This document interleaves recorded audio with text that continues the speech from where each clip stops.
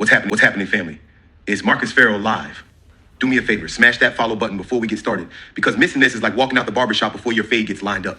Today's Monday, August 18th, 2025, and let me tell you, this weekend had more drama than a Tyler Perry double feature.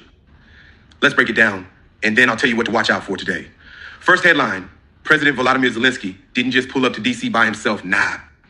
My man brought a whole crew. Macron, von der Leyen, NATO's Jens Stoltenberg, Germany's Merz, Britain's Starmer, the whole European Avenger squad showed up. That's not a visit. That's a coalition flex. They came to the White House not to smile for cameras, but to push for real security guarantees for Ukraine. After all that talk about ending endless wars, Europe came to make sure America don't pull a Houdini and disappear. Meanwhile, in D.C., the Trump-run federal police experiment hit a boiling point. Since Friday, nearly one-third of those arrested were undocumented immigrants. That ain't a coincidence. That's a target list. Local leaders called it illegal, flat out unconstitutional. And Trump, doing what Trump does, tried to soften the blow. Kept the police chief in place to make it look normal, but left the National Guard standing on corners like it's Mardi Gras without the beads. This is less law and order and more wannabe strongman photo op. Now let's talk weather's main character, Hurricane Erin. This storm peaked at Category 5. Yes, 5, before dropping to a Category 4 with 130 mile per hour winds. She's not making landfall, but don't get it twisted. Erin is still smacking the whole Atlantic seaboard with rip currents, storm surges, and enough wave action to cancel your cousin's beach trip. The Caribbean caught the worst of it, and the U.S. coastline is feeling those aftershocks. Folks, when the ocean starts flexing like this, you don't go near it. You sit on the porch, sip your sweet tea, and mind your business.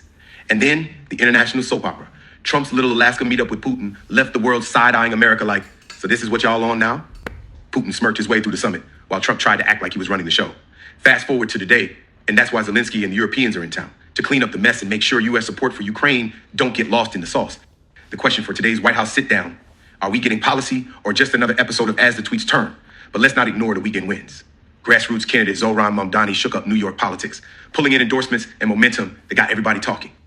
And that's the story within the story. While the global headlines grab attention, local organizing is where the real power shifts are happening. Keep your eyes on that. Now, what do we watch today? Number 1, the Zelensky-Europe White House showdown, unity or confusion. Number 2, DC's legal battle against Trump's federal police overreach. Number 3, Hurricane Erin's ongoing ripple effect across the Atlantic coast. Number 4, how the stock markets respond this week with all this global instability. And number 5, how grassroots movements keep turning the political table in cities across the country. And because y'all know I gotta keep it real, here's the weather. Atlanta is serving up the mid-90s with those random don't wash your car today thunderstorms. Chicago's rockin' thunder that'll rattle your windows harder than drill beats on Michigan Ave. And Miami is just a sauna with lightning. 95 degrees, humidity so thick it'll slap your edges down, and storms waiting to crash the party later tonight.